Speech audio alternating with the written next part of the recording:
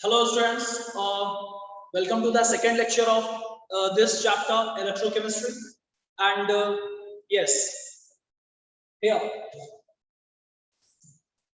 electrochemistry part 2, right? Electrochemistry part 2. यहाँ पर हम लोग electrochemistry का फर्दर एक्सटेंशन करने वाले हैं जो हम लोगों ने प्रीवियस क्लास में किया था। जिन लोगों ने फर्स्ट क्लास नहीं ली है वो जाकर के पहले फर्स्ट क्लास का वीडियो देख लें, उसके बाद इसको कंटिन्यू करें, right? So let's begin. Students, अभी तक हम लोगों ने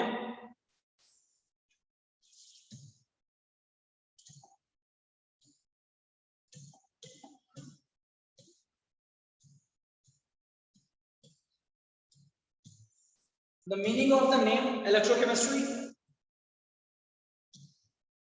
the objectives which we are going to do in this chapter, and then इसको प्रीवियस नॉलेज से अपने कनेक्ट करना। क्लास 9th एंड 10th में हमने जो भी इस बारे में पढ़ा है। देन क्लास 11th का electrochemical cell, that is Daniell cell के बारे में हम लोगों ने बात की। इलेक्ट्रोकेमिकल सेल में डैनियल सेल या वोल्टेइक सेल जिसे हम कहते हैं और इलेक्ट्रोलाइटिक सेल, दोनों टाइप की सेल्स आ जाती हैं।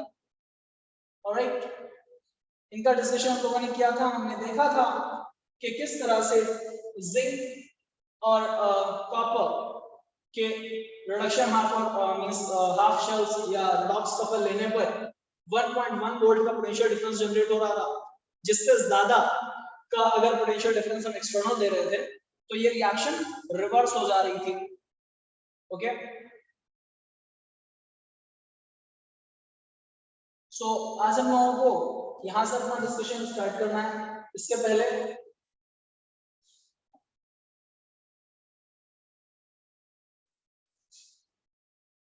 मैं आपको बता दूं, till now we have seen, बहुत तेजी से इस बात को रिवाइज करने की जरूरत है और बार बार दिमाग में बिठाने की जरूरत है कि इलेक्ट्रोकेमिस्ट्री में हम सिर्फ उन रिएक्शंस को पढ़ रहे हैं या वो प्रोसेसेस देख रहे हैं जहां पर पहला एक spontaneous chemical reaction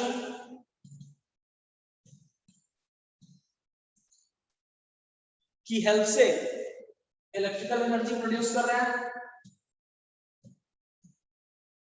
electrical energy produced, right? इन्हीं सेल्स को हम गैल्वेनिक और वोल्टेइक सेल्स बोल रहे हैं। वोल्टेइक सेल्स, जबकि दूसरी तरफ हमारे पास इलेक्ट्रोलाइटिक सेल्स हैं। इलेक्ट्रोलाइटिक सेल्स, और इनमें हम इलेक्ट्रिकल एनर्जी की हेल्प से क्या कर पा रहे हैं? एक non spontaneous reaction.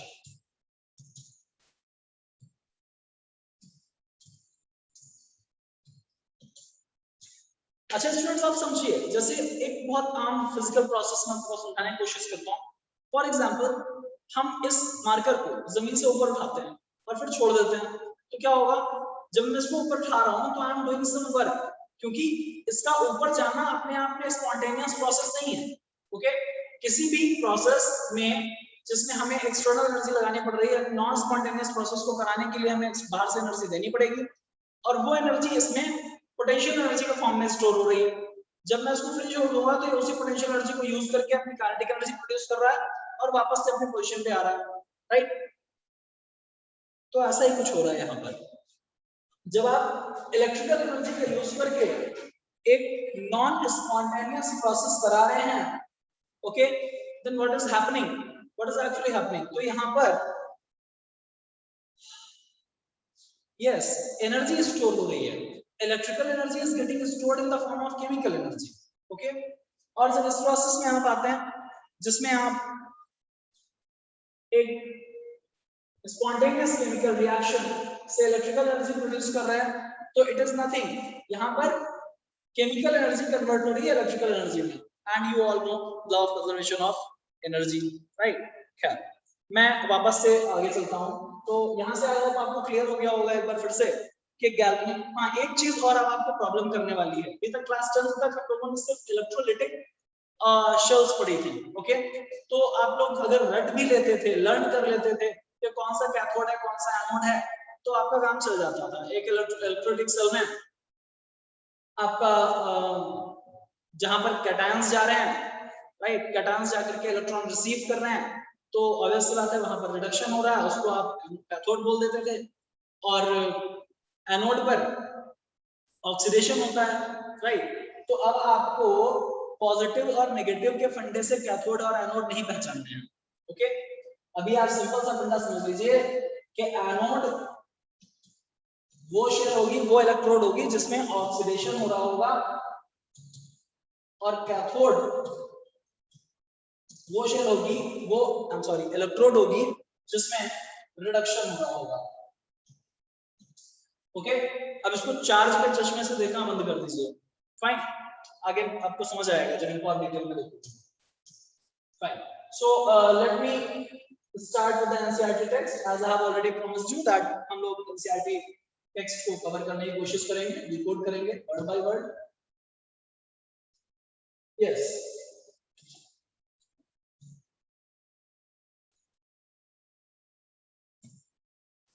yeah. Till now we have seen the different cases of the zinc and copper couple, और उसमें जब हम पोटेंशियल 1.1 इलेक्ट्रॉन वोल्ट से कम दे रहे थे, रिएक्शन हो रही थी। जैसे ही हमने पोटेंशियल 1.1 इलेक्ट्रॉन वोल्ट के इक्विवेलेंट कर दिया एक्सटर्नल पोटेंशियल, तो रिएक्शन रुक गई थी, no reaction was taking place. और जब ये पोटेंशियल हमने 1.1 इलेक्ट्रॉन वोल्ट से ज्यादा कर दिया, तो रिएक्शन इनवर्स डायरेक्शन में, रिवर्स डायरेक्शन में कैरी आउट हो गई थी। Now, the observable thing here is that, right, NCERT says, as mentioned earlier, class 11 में कोई बात नहीं, जिन्होंने 11 नहीं पढ़ा, हालांकि मैंने कल सजेस्ट कर दिया था कि आगे आप पढ़ लीजिएगा रिडॉक्स चैप्टर, नहीं पढ़ा तो I'll try to cover the basics. As mentioned earlier, class 11 में हम लोगों ने गैल्वेनिक सेल पढ़ी थी, राइट। तो क्या है galvanic cell? A galvanic cell is a cell which converts, अभी मैंने आपको जस्ट दिखाया थोड़ी देर पहले, जिसमें एक स्पॉन्टेनियस केमिकल रिएक्शन की एनर्जी को इलेक्ट्रिकल एनर्जी में कन्वर्ट कर लिया जाता है, alright. A galvanic cell is an electrochemical cell that converts the chemical energy of a spontaneous redox reaction into electrical energy. In this device, अच्छा, किसी भी spontaneous process में आप लोगों को पता है gives energy तो नेगेटिव ही होती है, gives free energy for the spontaneous process. In this device, gives energy of spontaneous redox reaction is converted into electrical energy, electrical work, which may be used for running motor, electrical gadget, or in any other way. जैसे आप electrical energy को use कर सकते हैं, वैसे ही इस energy को use कर सकते हैं, ठीक है, जो कि electrical energy ही है। डैनियल सेल के केस में क्या हुआ? डैनियल सेल के केस में हम लोगों ने देखा था डैनियल सेल कोई नई सेल नहीं है, that is just a unique type of galvanic cell, ठीक है, जिसमें हमने जिंक और कॉपर को ही प्रेफर किया है, ओके। तो डैनियल में जो सेल बनाई गई था, Daniell cell discuss earlier, just इसी चैप्टर में हम लोगों ने बिगिनिंग में डिस्कस किया, उसमें जिंक और कॉपर ले रहे थे। ओवरऑल रिएक्शन वाज कि जिंक सॉलिड स्टेट से एक्वस स्टेट में Zn2+ बन करके आ रहा था, और कॉपर Cu2+ से Cu में जा रहा था। ये रिएक्शन एक्चुअली में टू हाफ रिएक्शंस का कॉम्बिनेशन है, ऑब्जर्व किया। तो जिंक से Zn2+ बन रहा है, Zn0 से Zn2+, और कॉपर एक्वस से Cu2+ से Cu बन रहा है, यानी सॉलिड स्टेट में जा रहा है, ऑक्सीडेशन स्टेट 0 पर जा रहा है। So increase in oxidation state, oxidation and copper का हो रहा है रिडक्शन। इनको हम अलग कर देते हैं, these are two half reactions, इनको दोनों को अलग कर दिया आपने। Copper Cu2+ plus 2 electrons gives copper, ये रिडक्शन हाफ रिएक्शन हो गई, एंड जिंक से Zn2+ plus 2 electrons oxidation half reaction हो गई, and these two reactions are called half reactions, या फिर it can be termed as redox couple, okay, right? Now अगर हम आगे चलें तो वी कैन कंस्ट्रक्ट, ऐसा नहीं है कि हमें सिर्फ डैनियल सेल बनानी है, हमेशा हम जिंक और कॉपर का कपल लेकर के ही गैल्वेनिक सेल का निर्माण करेंगे। स्टूडेंट्स वी मस्ट नो कि n नंबर ऑफ पॉसिबिलिटीज हैं, innumerable of galvanic cells can be formed, right, innumerable of galvanic cells can be formed on the pattern of Daniell cell by taking combination of different half cells. हाँ, उनके potential different हो जाएंगे, जैसे zinc और copper के case में मैंने आपको बोल दिया क्लियरली कि इट इज 1.1 वोल्ट, राइट, ये वैल्यूज फिक्स नहीं रहने वाली हैं, अलग अलग हाफ सेल्स जब आप यूज करेंगे तो इनके पोटेंशियल वैल्यूज चेंज हो जाएंगे। ये पोटेंशियल किस बात पर डिपेंड करेगा, just we are going to discuss, wait, have some patience. Each half cell consist of, हर हाफ सेल में क्या क्या है, एक मेटालिक इलेक्ट्रोड है जिसको हमने डिप कर रखा है एक इलेक्ट्रोलाइट में, okay. Two half cells are connected by a metallic wire, दोनों हाफ सेल्स को हम कनेक्ट करके रखते हैं और एक वोल्टमीटर लगा देते हैं जिससे हम पोटेंशियल डिफरेंस मेजर कर सकें, और एक स्विच कनेक्ट रखते हैं जिससे हम जब चाहें तब डिवाइस ऑपरेट हो।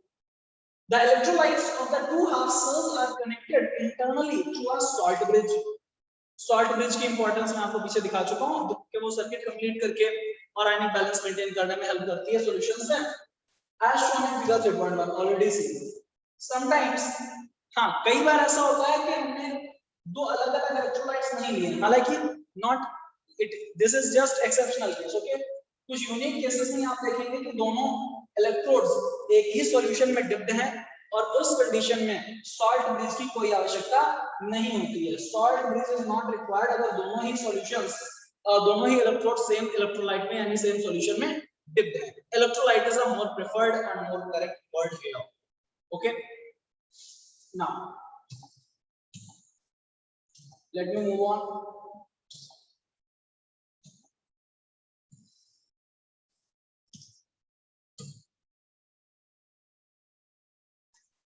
Each electrolyte interface, at each electrolyte interface there is a tendency of metal to form solution। Cross में पहले आपको फिगर पे कल से समझा दूं फिर उसको समझो, राइट। देखिए अब नेक्स्ट पैराग्राफ में हम लोग क्या देखने वाले हैं, हर इलेक्ट्रोलाइट और इलेक्ट्रोड के इंटरफेस पर, इंटरफेस सरफेस केमिस्ट्री हालांकि मैं आपको शायद पढ़ा चुका हूं, यस पढ़ा चुका हूं, ठीक है। तो इंटरफेस का आइडिया आपको है, मान लीजिए ये हमारा एक कंटेनर है, इलेक्ट्रोलाइटिक सेल जिसको बोल सकते हैं, इसके अंदर हमने इलेक्ट्रोलाइट फिल कर दिया,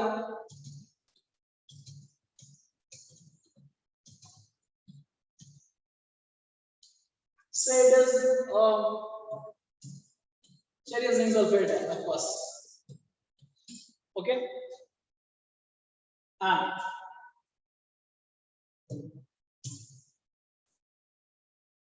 जिंक का इलेक्ट्रोड ले लिया आपने। नाउ दो चीजें हो रही हैं, पहला सॉल्यूशन में प्रेजेंट Zn2+ है और SO4 2- है, तो एक टेंडेंसी है, एक रिएक्शन होगी इंटरफेस पर यानी सरफेस पर, कनेक्टिंग सरफेस पर जहां पर इलेक्ट्रोलाइट और इलेक्ट्रोड मिल रहे हैं, वहां पर एक पॉसिबिलिटी है कि Zn2+ फ्रॉम एक्वस अपनी सॉल्यूशन से बाहर आए और इसकी सरफेस पर जाकर के फिक्स हो जाए। इसकी सरफेस पर जाकर के फिक्स होने का मतलब वो उसको इलेक्ट्रोड को पॉजिटिव में कन्वर्ट कर दे। पॉजिटिव में कैसे कन्वर्ट करेगा, इलेक्ट्रोड से इलेक्ट्रॉन ले लेगा टू बिकम जिंक, ओके।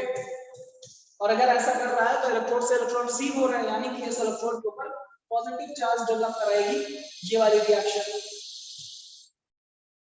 दूसरी क्या पॉसिबिलिटी है, दूसरी पॉसिबिलिटी ये है, बहुत ध्यान से समझिएगा इस बात को, कि जिंक सॉलिड फॉर्म से सॉल्यूशन में जंप कर जाए Zn2+ की फॉर्म में, राइट।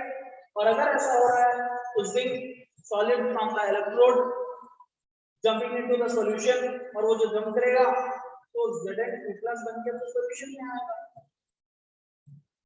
और जो इसने इलेक्ट्रॉन रिलीज किए हैं ये इलेक्ट्रोड में ही रह जाएंगे, जिसकी वजह से इलेक्ट्रोड पे नेगेटिव चार्ज आएगा। तो कैंडिडेट्स अब दो पॉसिबिलिटी बन रही है, एक जिसमें सॉल्यूशन का आयन इलेक्ट्रोड में जाकर के फिक्स हो जाए और इलेक्ट्रोड को पॉजिटिव चार्ज कर दे, दूसरा इलेक्ट्रोड से मेटल आयंस में कन्वर्ट होकर सॉल्यूशन में जंप करे और इलेक्ट्रोड को नेगेटिवली चार्ज कर दे, राइट। फाइन, अगर इलेक्ट्रोड में फर्स्ट वाला रिएक्शन हो रहा है, यानी सॉल्यूशन से इलेक्ट्रॉन जा रहा है, सॉल्यूशन से आयंस जा रहे हैं, पॉजिटिव आयंस, और इलेक्ट्रॉन रिसीव करके उसको पॉजिटिव चार्ज का कर रहे हैं, तो वो रिडक्शन का प्रोसेस है, उसको हम कैथोड नाम दे देंगे, ओके।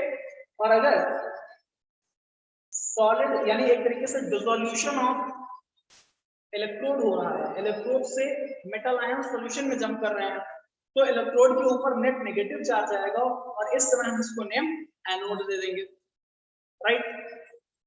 चलिए, फॉर गैल्वेनिक सेल्स, राइट। अच्छा, अब ये इसमें होगा क्या, पॉजिटिव रिएक्शन होगी, यानी ये ऑक्सीडेशन करेगा या रिडक्शन करेगा, या एनोड बनेगा या कैथोड बनेगा, ये डिपेंड करेगा कि ये किस सेल के कांटेक्ट में है, राइट। क्योंकि अकेले हाफ सेल में दोनों रिएक्शंस लगभग हो रही होती है मोर और लेस, और इक्विलिब्रियम की स्टेट में नेट एक प्रोसेस ज्यादा होने की टेंडेंसी होती है, जिसकी वजह से इनके ऊपर अपने कुछ एक पोटेंशियल डिफरेंस मेंटेन हो जाता है सॉल्यूशन और इलेक्ट्रोड के बीच में, जिसको हम सिंपल इलेक्ट्रोड पोटेंशियल कह देते हैं, ओके। मगर ये इलेक्ट्रोड पोटेंशियल आम तरीके से हमारे लिए मेजरेबल नहीं है, उसको मेजर करने का तरीका हम लोग इसके बाद वाली कंडीशंस में देखेंगे, राइट। उम्मीद करता हूँ ये समझ में आ रहा होगा। एक बार फिर उसको एनसीईआरटी टेक्स्ट से कनेक्ट करके देखने की कोशिश करते हैं। See, at each electrolyte interface, जिसकी बात अभी मैंने की, there is a tendency of metal ions form the solution to deposit on the metal electrode, trying to make it positively charged, okay। Solution से मेटल आयंस जाकर के electrode में लग जाएं और उसको पॉजिटिव चार्ज का कर दें। At the same time metal atoms of the electrode have a tendency to go into the solution as ions and leave behind the electrons at the electrode, जो कि उसको नेगेटिवली चार्ज का कर दें, right. दो अपोजिट रिएक्शंस एक साथ होना चाह रही हैं। At equilibrium there is a separation of charges and depending on the tendencies of the two opposite reactions the electrode may be positively charged और negatively charged with respect to the solution. दोनों reactions में जिसके ज्यादा होने की tendency होगी उसके according charge आएगा, तो पॉजिटिव या नेगेटिव चार्ज हो सकता है इलेक्ट्रोड के ऊपर विद रिस्पेक्ट टू सॉल्यूशन। और ये जो the potential difference developed between the electrode and the electrolyte, यानी इलेक्ट्रोड और सॉल्यूशन के बीच में जो पोटेंशियल डिफरेंस मेंटेन हो रहा है candidates, that is nothing but electrode potential।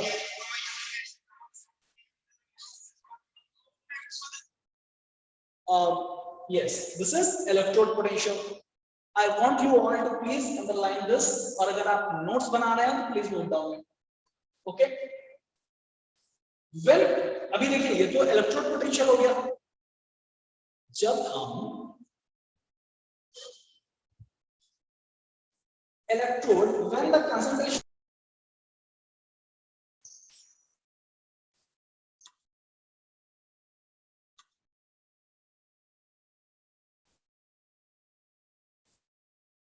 I think students कुछ नेटवर्क प्रॉब्लम हो गया था, कोई बात नहीं। सो व्हेन द कंसंट्रेशन, अगर हम ये इलेक्ट्रोड पोटेंशियल की बात आप सभी को समझ में आ गई है।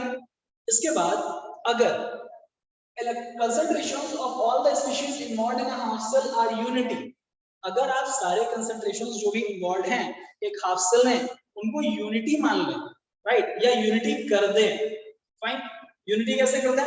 इलेक्ट्रोड सॉलिड स्टेट में उसका कंसंट्रेशन तो यूनिटी हमेशा ही होता है। आप जो इलेक्ट्रोलाइट आपने लिया है उसका कंसंट्रेशन 1m कर दीजिए, कैपिटल M, मोलैरिटी उसकी 1 कर दीजिए, ओके, तो यूनिटी हो जाएगा। और उस कंडीशन में जो इलेक्ट्रोड पोटेंशियल जनरेट होगा that will be termed as standard electrode potential. अच्छा, now let me tell you, वहां पर ऑक्सीडेशन और रिडक्शन दोनों हो रहा था। तो ऑक्सीडेशन होने की कितनी टेंडेंसी है, ये हम मेजर करेंगे in terms of standard oxidation electron potential, और रिडक्शन होने की टेंडेंसी कितनी है ये हम मेजर करते हैं on the basis of standard reduction electron potential. दोनों को मेजर करने का कोई मतलब नहीं, क्योंकि एक जितना होगा दूसरा वाला उतना ही अपोजिट साइन के साथ होगा, राइट। तो जो IUPAC स्टडी कराता है वो हमें रिडक्शन इलेक्ट्रॉन पोटेंशियल का कराता है, यानी now onwards whenever we will use the term standard electrode potential, तो आप उसका मतलब समझेंगे standard reduction electrode potential, right. According to IUPAC convention, standard reduction potentials are now called standard electrode potentials. Standard reduction electrode potential को यानी SREP को ही हम electrode potential के CP standard electrode potential बोल देंगे, ओके। किसी भी एक गैल्वेनिक सेल में half cell in which oxidation takes place is called anode। ये मैं पहले आपको बता चुका हूँ, जहां पर भी ऑक्सीडेशन होता है वो एनोड है, और जहां पर भी रिडक्शन होता है, रिडक्शन हो रहा है अगर, तो that is cathode.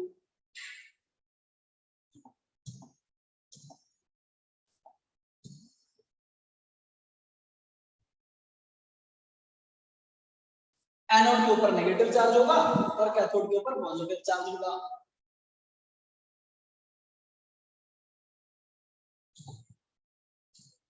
Yes, there exists a potential difference between the two electrodes as soon as the switch is in the on position.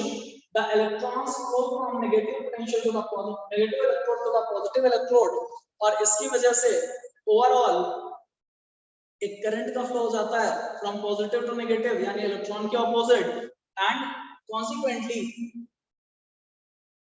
Cell potential रहा होगा तभी तो इलेक्ट्रॉन का फ्लो हुआ, राइट। और यहां से क्या आ जाता है cell potential, the potential difference between two electrodes या टू हाफ सेल्स, ओके,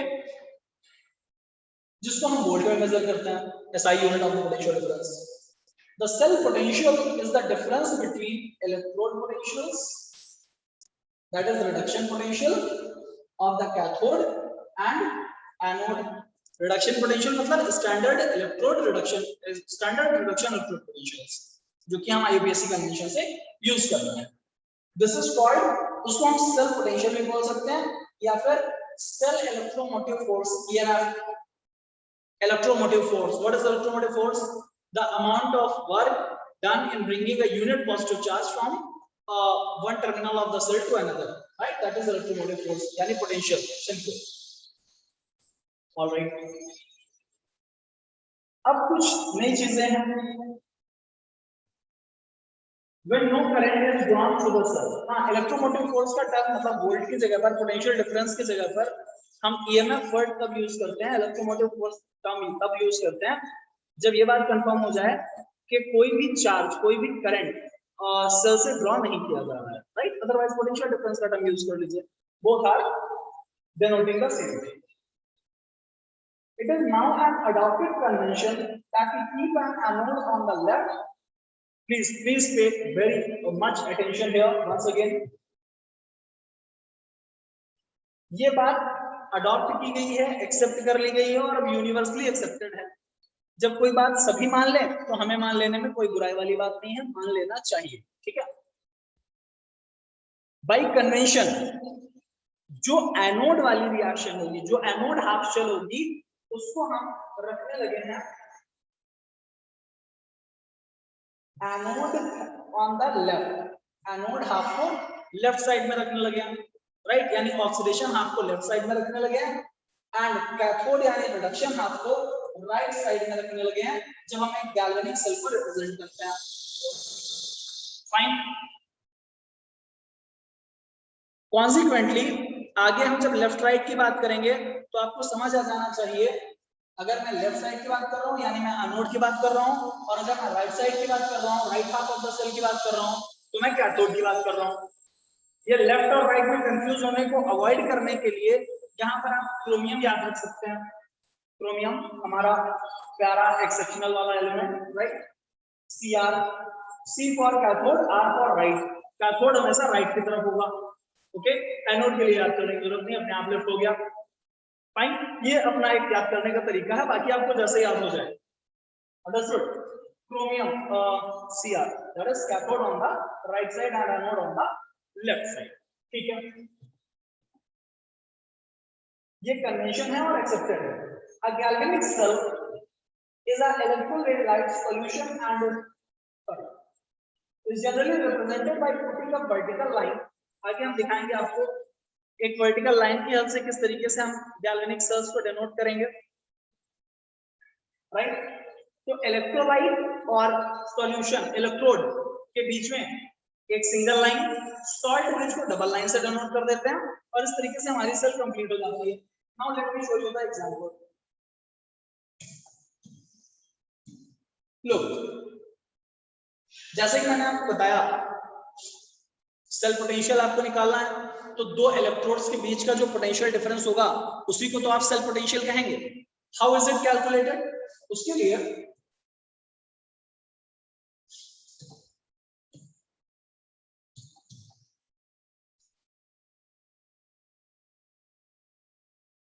सबसे पहले इस रिएक्शन को देखो।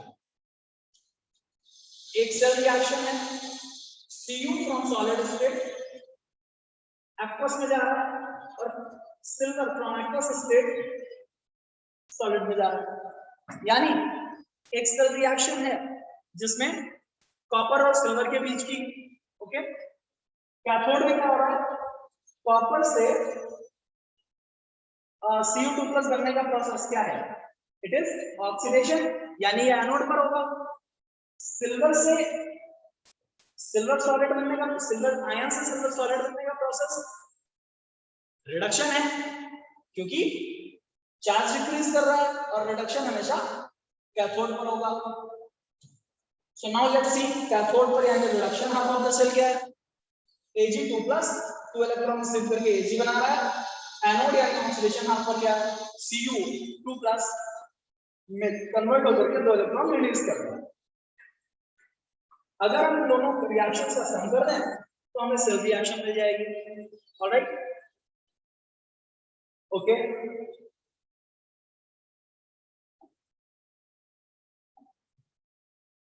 अब आप देखिए इसको हम रिप्रेजेंट कैसे करते हैं। इसको हम रिप्रेजेंट इस तरह से करेंगे। आपको वोल्टेज बंडा याद रखना चाहिए, Cr cathode on the right side. तो हम राइट साइड से शुरू करते हैं, राइट।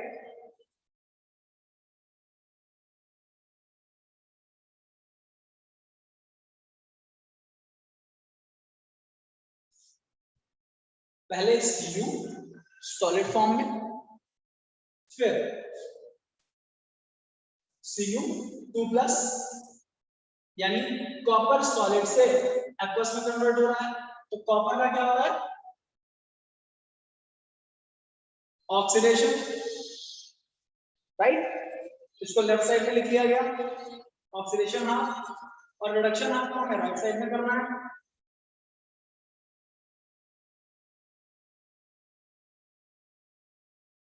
सिल्वर प्लस आयन से सिल्वर बन गया। ये दो हाफ सेल हो गई और दोनों को इस सॉल्ट ब्रिज से यानी डबल लाइन जो कि सॉल्ट ब्रिज को रिप्रेजेंट कर रही है से हमने कनेक्ट कर रखा है। What can be the EMF of the cell या electrode cell potential. So cell potential के लिए E right minus E left, यानी राइट साइड में हमारे पास क्या है? सिल्वर से सिल्वर प्लस बनने का प्रोसेस, कैथोड में होने वाली रिएक्शन, और लेफ्ट साइड में कॉपर 2+ से कॉपर बनने वाला प्रोसेस, यानी रिडक्शन वाली reaction, I am sorry oxidation वाली रिएक्शन, ऑलराइट। कॉपर से copper 2+ oxidation.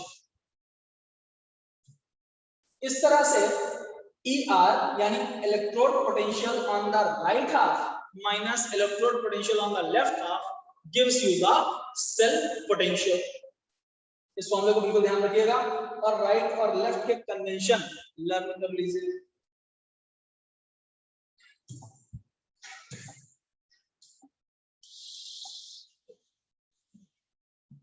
Now it comes to measurement of electrode potential. Electrode potential देखिए हम एक्चुअल में इनकी वैल्यूज जैसे ये फॉर्मूला मैंने लिख दिया E cell is equal to ER minus EL और E right electrode potential of the right half minus electrode potential of the left half, या फिर ये लिखा हुआ है electrode potential from Ag plus से Ag minus Cu 2 plus से Cu बनने का प्रोसेस। ये इलेक्ट्रोड पोटेंशियल्स हम इंडिविजुअल हाफ से लेकर के मेजर ही नहीं कर सकते बोर्ड में, राइट, प्रैक्टिकली नॉट फीजिबल। तो इनको मेजर करने का क्या तरीका है? The potential of individual half cell can not be measured, right, इनको मेजर कर पाना पॉसिबल नहीं है। और ऐसी कंडीशन में हम क्या करने वाले हैं?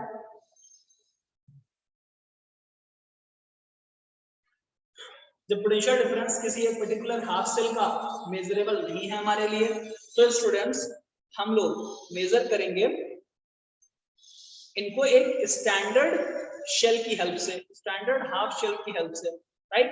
और उसके लिए हमारे पास आ जाएगी SHE, स्टैंडर्ड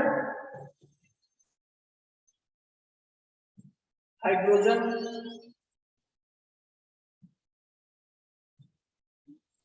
electrode।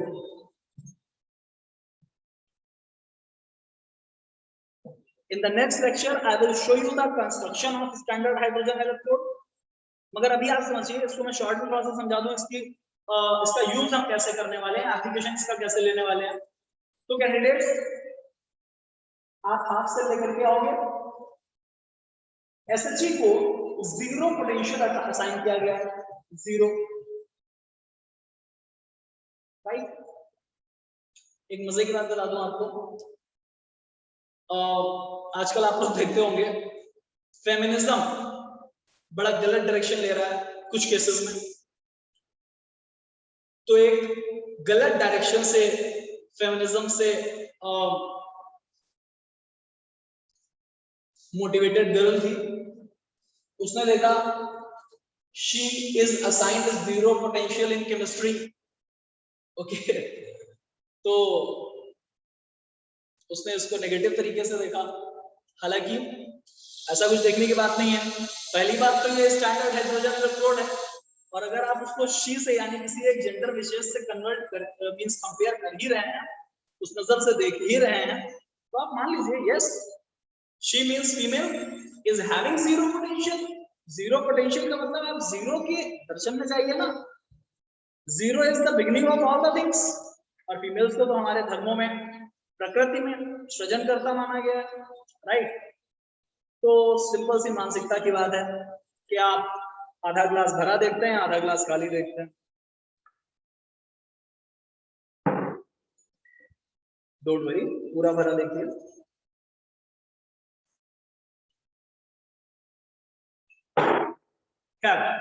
तो स्टैंडर्ड, वापस आते हैं अपने सब्जेक्ट पे। स्टैंडर्ड हाइड्रोजन इलेक्ट्रोड, इसको 0 पोटेंशियल असाइन कर दिया हम लोगों ने, just to make it easy कि हम बाकी हाफ शेल्स का इलेक्ट्रोड पोटेंशियल मेजर कर सके, राइट। अब हमारे पास जिंक हाफ है, उसको हमने इसके साथ कनेक्ट किया। जो भी पोटेंशियल डिफरेंस वोल्ट मीटर की रीडिंग आई वो जिंक के लिए हो गई। हमने कॉपर का लगाया हाफ शेल, कॉपर के केस में जो भी रीडिंग आई वो कॉपर के लिए हो गई। और इस तरीके से हम लोग अलग अलग हाफ शेल्स का इलेक्ट्रोड पोटेंशियल बना कर लेंगे, राइट। तभी तो आपके लिए पॉसिबल होगा ER यानी electrode potential of the right half minus electrode potential of the left half करके electrode potential of the cell measure करना, राइट। और ये जो वैल्यूज आएंगे, ये जो इलेक्ट्रोड पोटेंशियल आएंगे, इनकी हेल्प से हम एक इलेक्ट्रोकेमिकल सीरीज बनाएंगे, राइट। आपकी बुक्स में बनी हुई है, आप लोगों ने देखा होगा। उसके भी बहुत सारे एप्लीकेशंस हैं, उसको देखने का तरीका, ये सारी चीजें हम लोग डिस्कस करेंगे अपने नेक्स्ट लेक्चर में। Till then, students, stay safe, stay healthy, keep learning. Thank you. Stay tuned.